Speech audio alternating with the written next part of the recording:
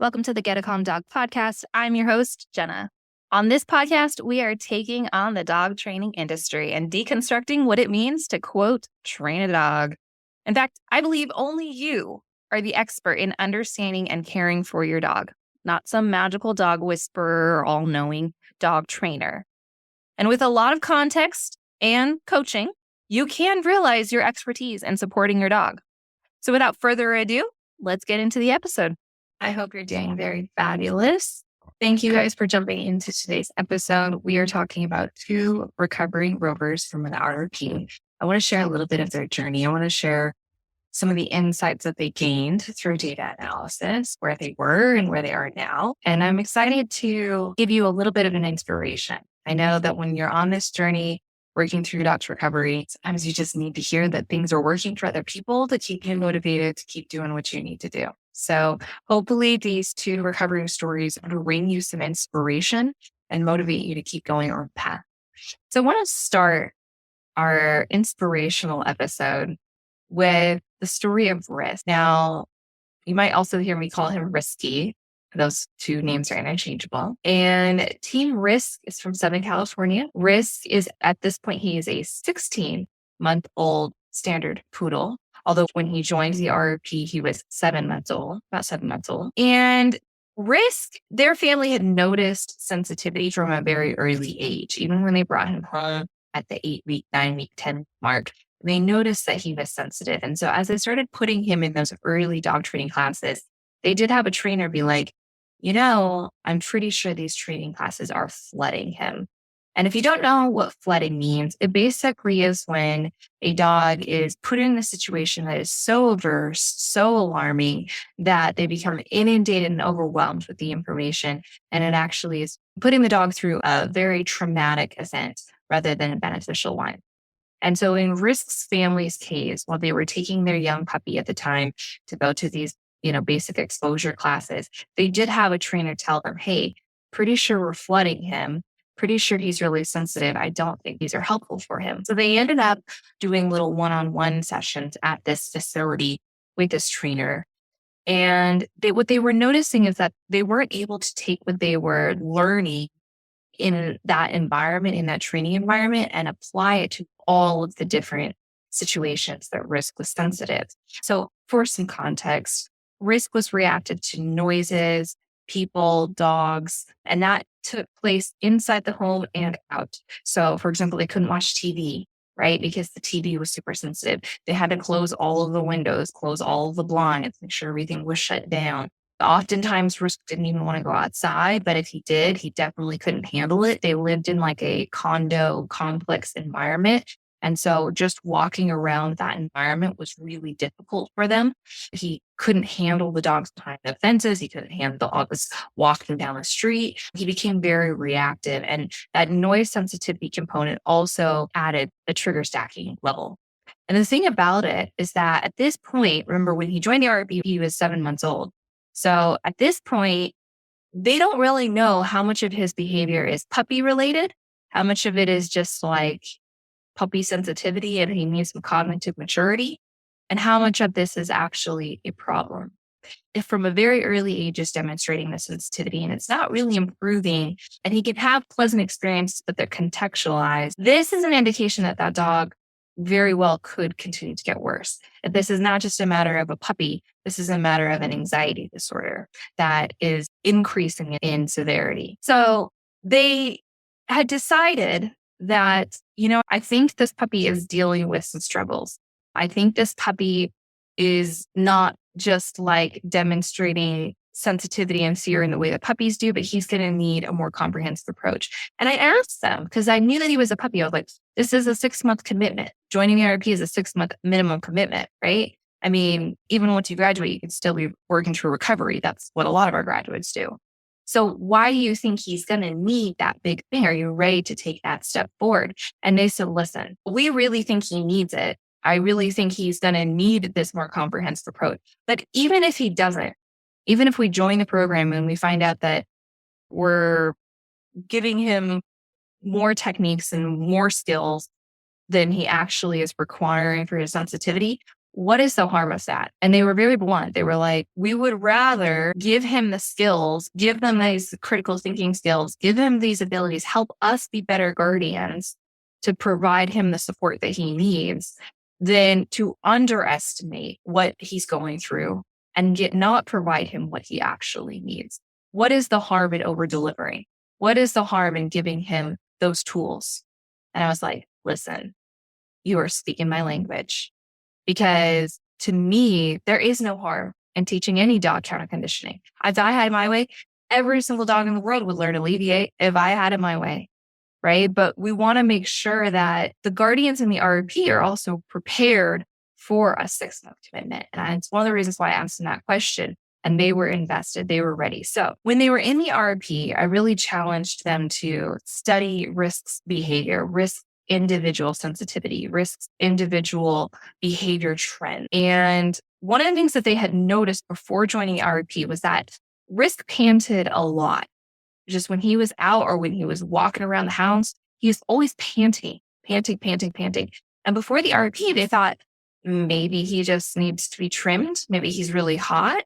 So they kept shaving him. Remember, he's a standard poodle. So they just kept shaving him. And through the RP, go figure, they really recognized, actually this panting is an indication of his restlessness and his unease, right? His inability to lay and be comfortable. The other thing that they had noticed was that Risk, before the RP, he had a very sensitive stomach. He had experiences with getting worms a lot. He had diarrhea a lot. And just overall, his digestion was rough. And so one of the things that we had to investigate while in the RP was, is there actually some sort of digestion issue?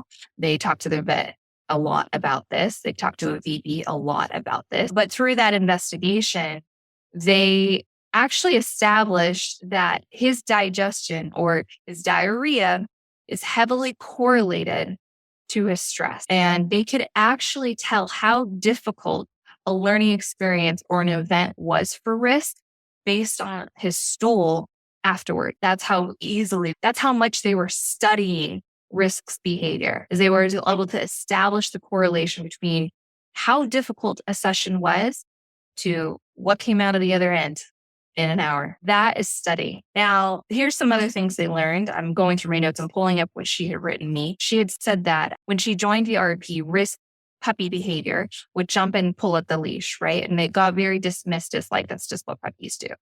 But we had a suspicion that this nipping at the leash, this nipping and biting when he was getting rowdy was actually more frustration based, right?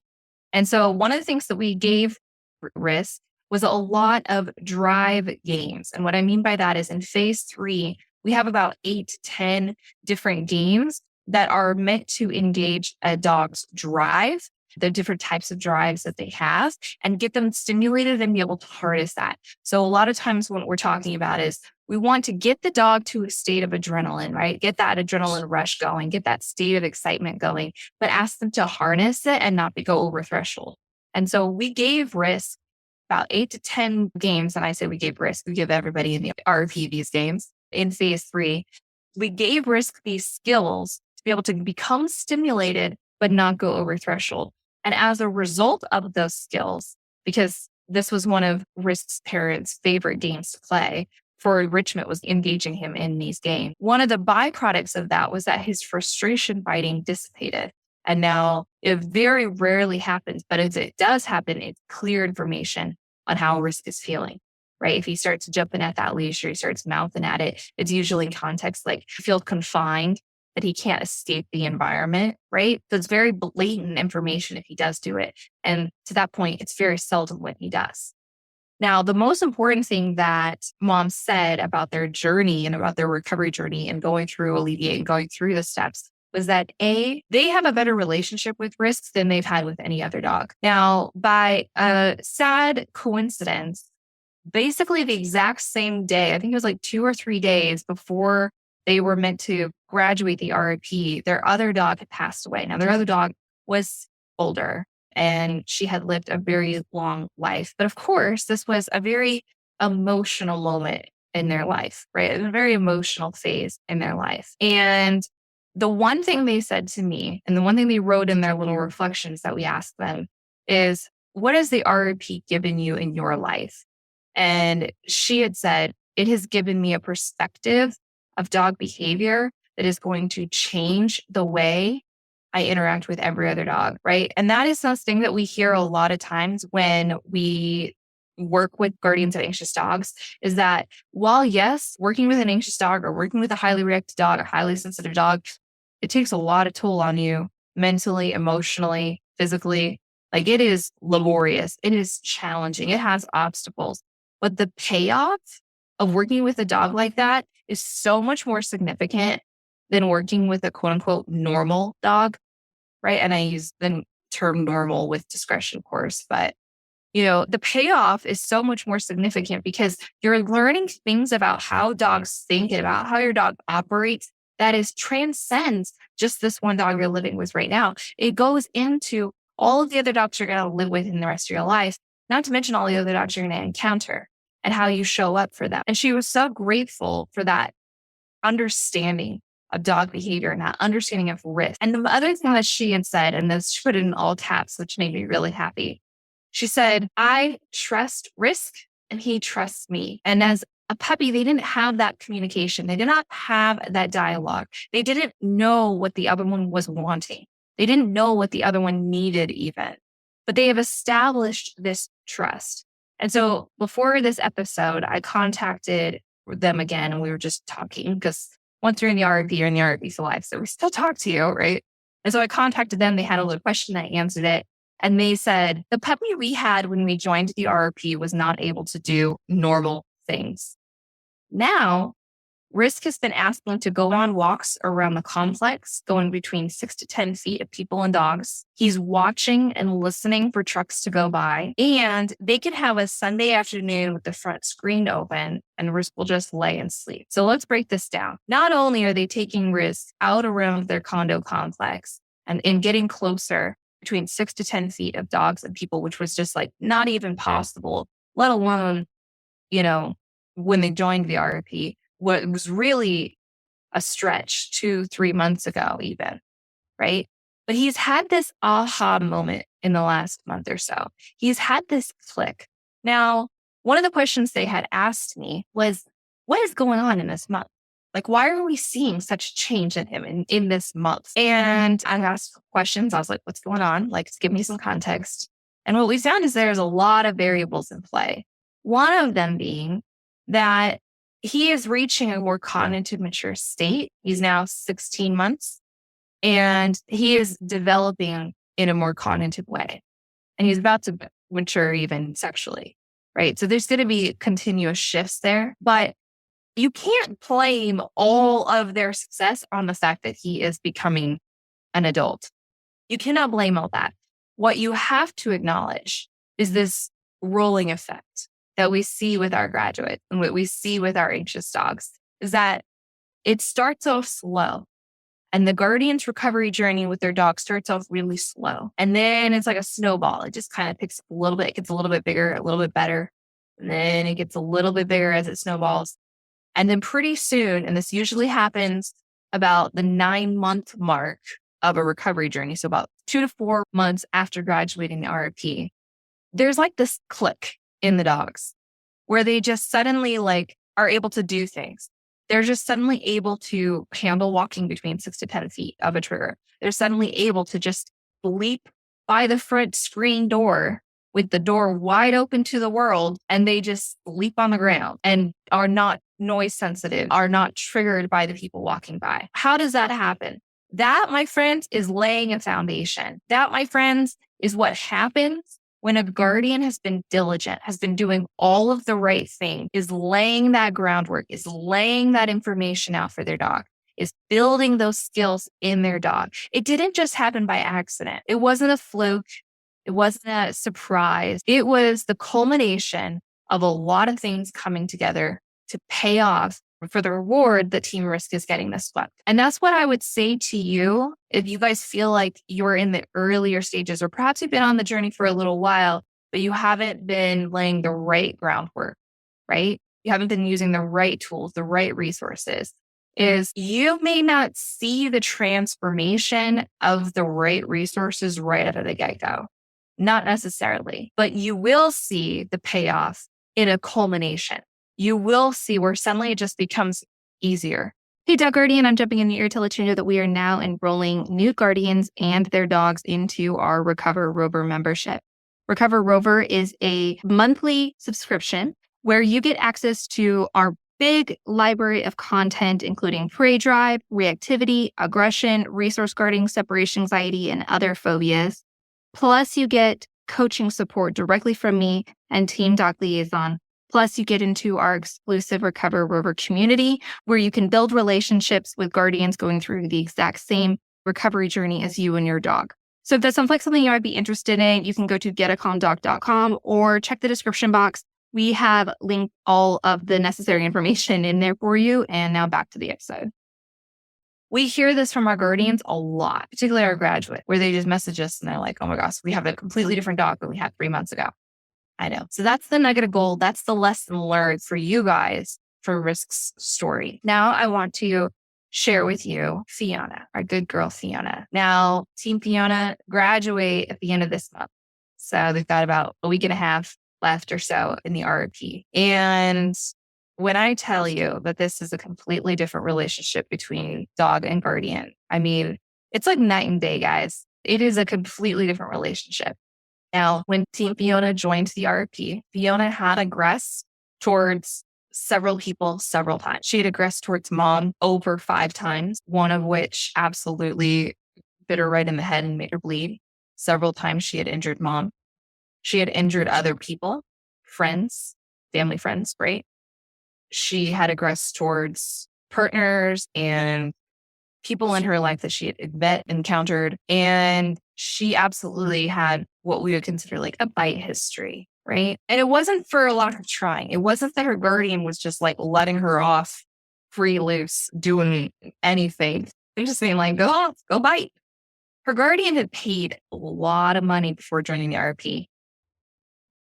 She had done in-person training, like a whole package of lessons for the in-person training. She had done a 1-month board and train. And then even after that board and train, she had done one-on-one training at the facility. And Fiona's guardian will tell you, like, Fiona did change in that time, right? She became more aware of her environment. She was able to problem solve a little bit more than she was previously. So those training events, those training experiences didn't help, but those training experiences gave one clear red flag to mom. And that was that Fiona cannot calm down when she's experiencing punishment. Fiona cannot become comfortable in environments where she is experiencing punishment, even if it's just like water hitting her. She could not settle.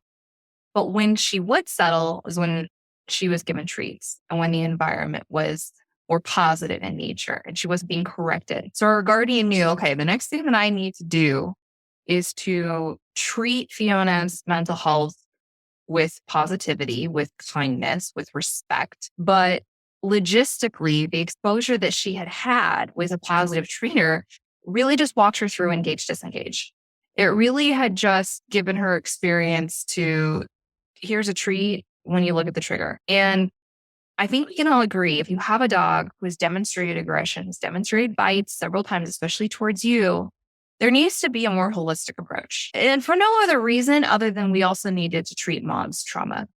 Because here's the reality. When you have a dog aggress towards you, and at this point I'm speaking from experience because I grew up with a dog that aggressed towards me. When you have a dog that has aggressed towards you, you absolutely stop trusting that individual. You cannot trust yourself around that individual. Every single time you're around that person, you have, or that dog, you have a twinge in your stomach. And this was happening to Fiona's mom. They lived together and Fiona's mom was in constant state of like, is she going to look at me? Is she going to get me? What does this mean? What do I do? And if Fiona's mom was feeling that way, absolutely Fiona was feeling that way. They had no trust. They couldn't communicate. They didn't know what the other one wanted. They didn't know how to give what the other one wanted, even if they knew what it was, they didn't know how to give it. There was no dialogue, no trust between the two.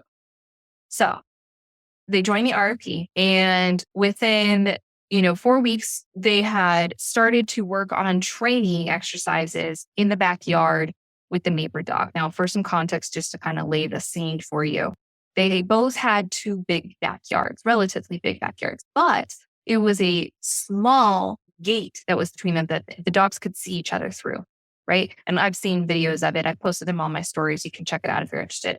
But they could see the other dogs.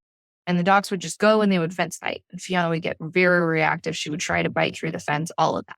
Yeah. By 4 weeks into the RAP, they were implementing our flight behavior. Let's get out of here.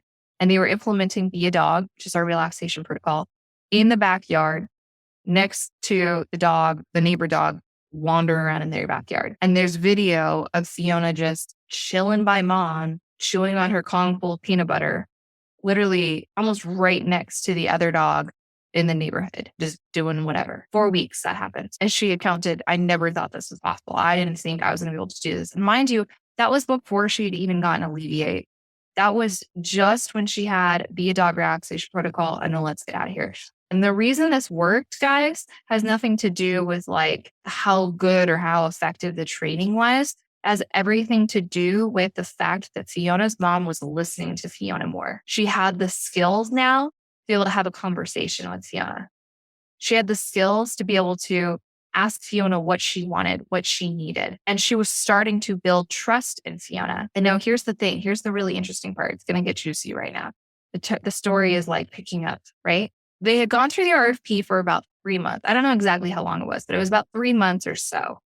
And Fiona had not aggressed towards mom at all, which had been the longest time Fiona had not aggressed towards mom in forever. Okay. They'd been in the RPE 3 months. Fiona had not aggressed towards mom or anyone else for that matter. No bites, nothing. And one trigger stacked night, Fiona did end up snapping at mom. And typically people would start to go, oh my gosh, then it's not working. The training is not working. Fiona has aggressed. What does this mean? She must not be improving, but this might not be the right solution. People will get panicked.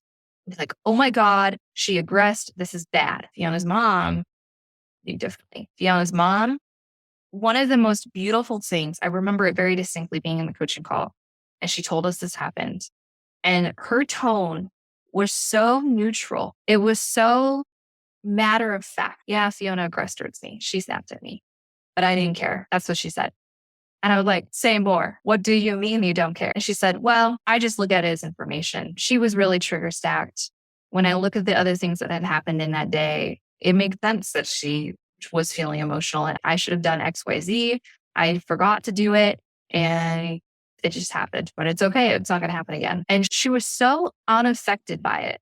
And I said, I'm sorry, can we just all pause here for a moment and celebrate how beautiful this is? Can we just all pause and celebrate Fiona's mom for a moment and how she is able to take what happened and not be emotionally impacted by it, not be stalled by it, not be overanalyzing it, not be worried by it, but go, this is part of the journey. It's okay. It's just information. We can pick up and move. I mean, guys, that is what we're going for. That is such a beautiful skill to acquire in the recovery journey, to not panic when your dog relapses, quote unquote, relapses. I use, quote marks with that. When your dog doesn't demonstrate this undesired behavior again, you don't go, oh, not working. But instead you sit and pause and go, wait a minute. We've gone 3 months without even a glimmer, without even a hint of this happening. It's okay that it happened once when she was trigger stacked, when she was feeling overwhelmed, and when XYZ wasn't in alignment. That's okay. We'll be better. We'll move on. And you know what's really cool about this? This kind of goes back to one of the lessons I was talking about. I think it was yesterday's episode, maybe 2 days ago. What's cool about this moment was that as they had been in the 3 months prior to this incident where Fiona had aggressed towards mom, in the 3 months prior to that, they had noticed a lot of Fiona's stress signals and they were starting to kind of pick up on Fiona's bravery signals, but they weren't as overt. They weren't as clear. And in the RP, when an incident happens, when a dramatic change of behavior occurs, we have something called the reset protocol, where we give them a series of steps. There's about 7 steps that they have to implement over a 36-hour window.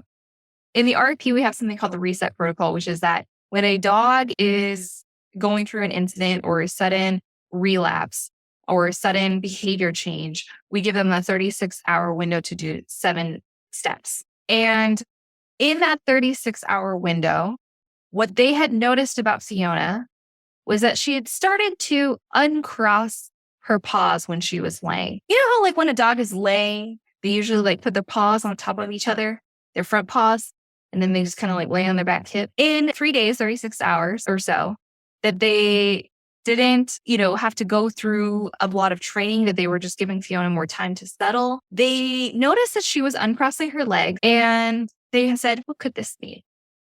So they went back to their data. They did some analysis. They did some examining. And what they found out in that window was that when Fiona is feeling brave, when Fiona is feeling comfortable with her people and her environment, when Fiona is feeling secure enough to think critically and make brave choices, she will cross her legs in a lay position. And she only does this around mom and dad. She doesn't do this around strangers. She only crosses her legs around mom and dad. But when Fiona is feeling unsure and uncomfortable about mom and dad or anyone in her environment, she uncrosses them. What a subtle behavior that would be so easy to overlook. But because of the power of data and because of the power of closely observing your dog, your individual dog, you're able to establish, what does crossing and uncrossing your front paws in a dog mean for my dog? How freaking beautiful. Only good things came out of Fiona aggressing towards mom that one time. Only good thing. They had done their 3-day hold where they had figured out the difference between crossing and uncrossing. And mom had definitely had some mindset breakthroughs. Now, the end of the time in the RRP, they've taken Fiona camping 2 weekends in a row, one of which was with friends. So one of those was just with mom and dad. But now she's going out with friends, which was massive because, of course, Fiona was sensitive around people, strangers, right? They're now going camping where she's getting within 10 feet of those people and hanging out for days on end around these strangers. She is building relationships with mom's nephew. So mom's nephew is 9 years old, and she has been building a really good relationship with that individual and learning how to communicate with a younger child, learning how that child needs to learn to be around Fiona. A lot of conversations happening around that. Mom is really happy, really impressed to see Fiona interacting with her nephew. And she is able to go out on walks more confidently with mom, without mom feeling overwhelmed, without mom worried that Fiona is going to redirect on her, right? They are engaging in more conversation. Fiona and mom are doing a lot of enrichment-focused behavior change. They're desensitizing muzzle. That's been a big obstacle for them. But Fiona loves Be a Dog. They're sleeping next to each other in the same bed. Fiona's not aggressing towards mom. Fiona hasn't bitten or aggressed towards anyone else since being in the RRP. They are seeing transformations in Fiona that they didn't think that they would get in any time, let alone 6 months. But I have to say that for me as a coach, the beautiful thing is really watching the trust and the relationship between the two of them. For me, the payoff, the biggest reward I could have as their coach is watching videos and listening to mom talk about their experiences together and the trust that they've been able to build in one another. That is the most beautiful win, is that they are starting to have conversations again. And mom doesn't have that little gut feeling in her stomach, like, oh my God, Fiona's going to get me, or Fiona's going to aggress towards anyone else. That is what we aim for. That is what we are striving for in recovery. So I hope that these stories brought you some inspiration. I hope that they're keeping you motivated to continue forward on your recovery journey. If you're looking for more inspirational stories, of course, we have those on our podcast. And so I encourage you to go listen to those. All right, my friends, have a fabulous rest of your weekend. And I will talk to y'all very, very soon. Bye, guys. Thank you so much for listening to the Get a Calm Dog podcast. I really appreciate your time and hanging out with us.